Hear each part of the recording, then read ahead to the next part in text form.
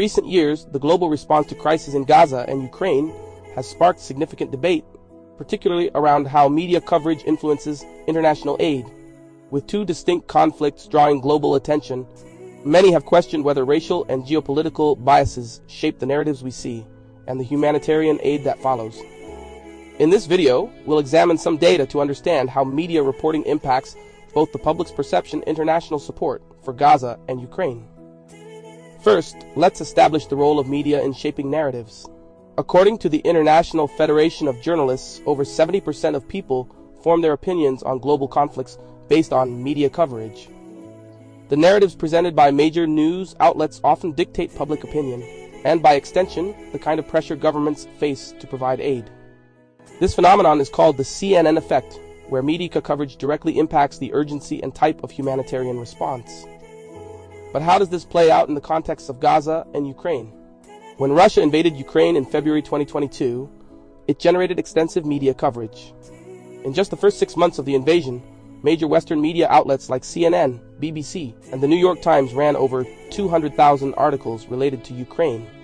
By contrast, Gaza received around 20,000 articles in the same period, despite ongoing conflicts and humanitarian crises. This disparity in media attention has direct implications on how the world perceives and prioritizes these conflicts. A Pew Research survey showed that 80% of Americans were aware of the Ukraine crisis, while only 47% could identify recent events in Gaza. This difference in awareness influences not only the volume of aid, but also the speed at which it arrives. The disparity in media coverage correlates with differences in humanitarian aid. According to the United Nations Office for the Coordination of Humanitarian Affairs, OCHA, Ukraine received approximately $13 billion in international aid within the first year of the conflict, while Gaza received around $1.4 billion in the same time frame, despite similar levels of destruction and civilian casualties. This gap illustrates how media-driven narratives can influence the allocation of resources, often favoring conflicts that align with geopolitical interests or receive more media attention.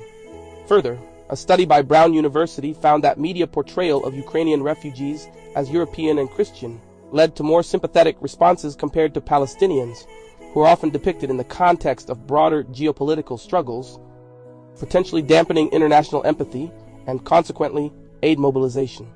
Language also plays a crucial role.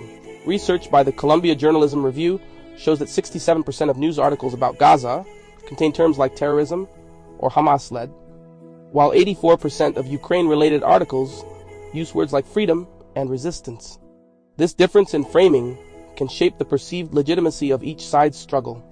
In fact, a University of Cambridge study found that biased language reduces public empathy by 30% in the case of Gaza, affecting charitable donations and pressure for humanitarian aid. So, what are the broader implications of this media bias? When one conflict receives more coverage and sympathetic framing, it drives not only a disproportionate amount of aid, but also global solidarity movements. For instance, Stand With Ukraine amassed over 6 million tweets in its first month, compared to Top Pray for Gaza's 1.5 million. This discrepancy reflects how media narratives can rally or restrain public support. Ultimately, fair and balanced reporting is vital to ensure that all humanitarian crises receive the attention and support they need. Media outlets must be held accountable for providing an unbiased coverage to encourage a more equitable global response. By diversifying newsrooms and including local voices from conflict zones, the media can offer a more accurate depiction of the realities on the ground. As consumers, we can demand better, unbiased journalism and be aware of how narratives are shaped. Let's continue to question what we see and ensure that empathy and aid are distributed based on human need, not media-driven narratives. Thank you for watching.